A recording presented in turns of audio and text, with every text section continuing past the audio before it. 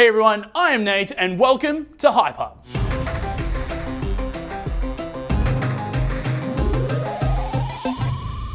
In today's video, we're going to be having a look at top 10 weird Pokemon theories. In at number 10, people eat Pokemon. Ever since the debut of the Pokemon franchise, people have wondered if normal animals exist in the world of Pokemon, or if people eat Pokemon themselves. While we do see some instances of normal animals being mentioned, there are actually quite a few instances that allude to the fact that people eat Pokemon, especially in the original anime. In episode 46, Ash's Pokédex says that Farfetch makes a delicious meal, especially when cooked with a leek. Because of that, the Pokédex says Farfetch is nearly extinct, making it both a rare Pokemon and a sought-after culinary delicacy. Then there's episode 47, where James cracks a joke about actually cracking Togepi open and cooking it.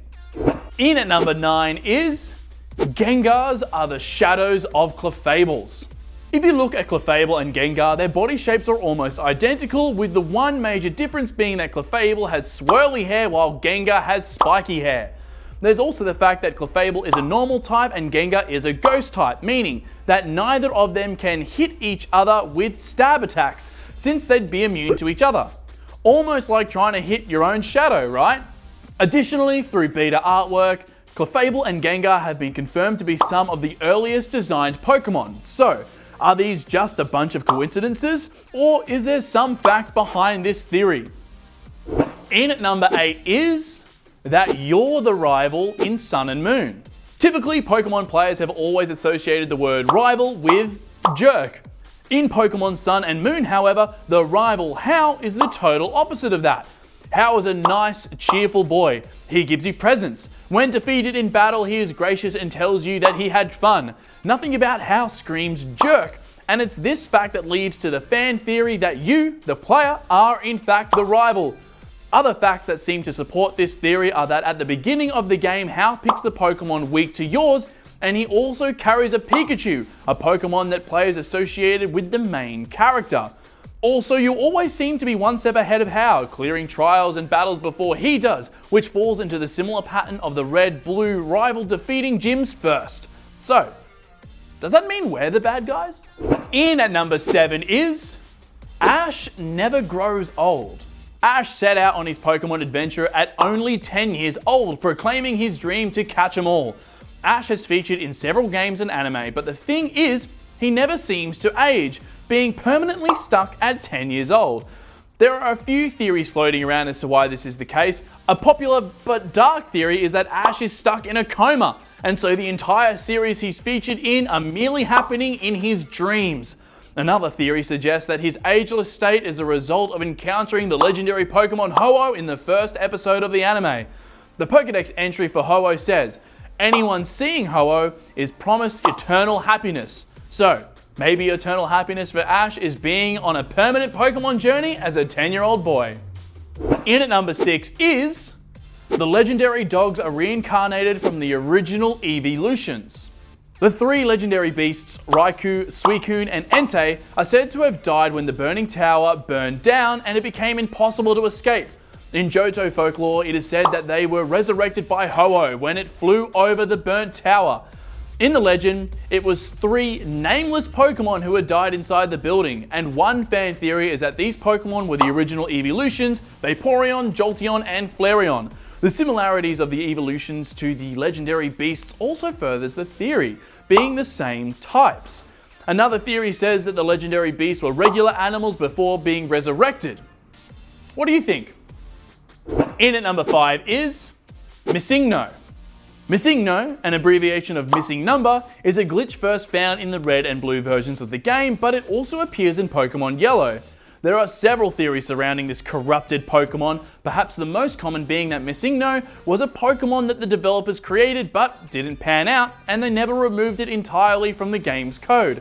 A more disturbing theory says that Missing No is what happens when Pokemon are left in their Pokeballs for extended periods of time.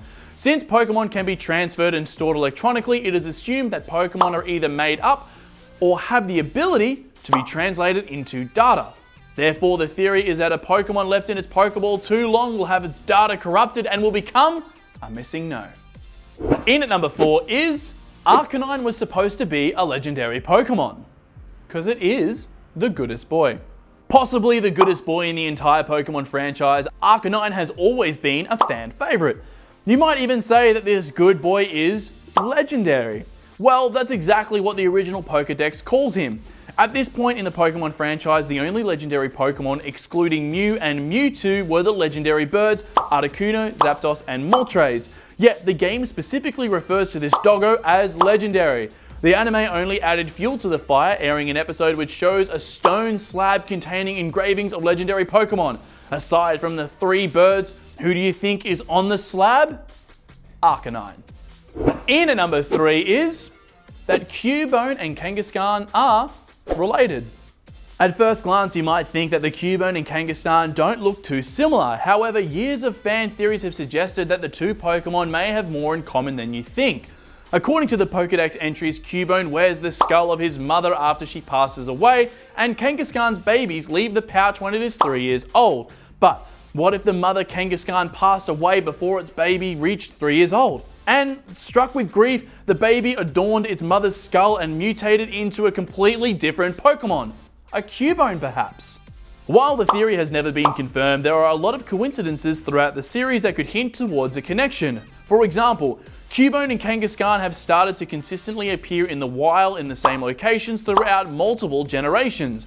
Also, Boomerang, CUBONE's signature move, refers to boomerang, just as Kangaskhan refers to kangaroo, both natively Australian themes. In at number 2 is that Dittos are the failed clones of Mew. We all know that Mewtwo is a successful clone of Mew, but what if it wasn't the first attempt? The fan theory goes that Ditto are failed clones of Mew, leading up to the success of Mewtwo. Mewtwo's bio furthers this theory, stating it's the only successful clone of Mew, alluding to more than one attempt. There are also several other links between Mew and Ditto that seem to be more than coincidence. Both Mew and Ditto share the same base stats, and are the only Pokemon capable of using Transform.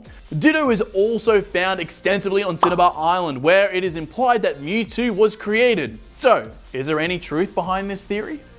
Before we reveal what number 1 is, what have you thought of the list so far? Did you know any of these theories? Have we missed any? Let us know in the comment section down below, but it is now time for number 1. In at number 1 for the weirdest Pokemon theory is the Pokemon War.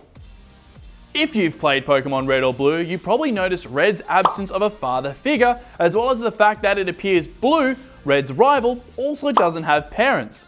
What's more is that there doesn't seem to be many middle-aged people in the game at all. Instead, the game is filled with children and old people. Why is this?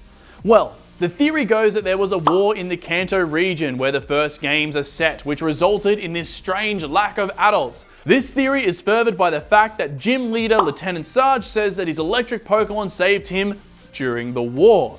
This might also explain why Professor Oak gives you a Pokédex at the start of the game. It would be an effective way to collect or verify information lost during the war.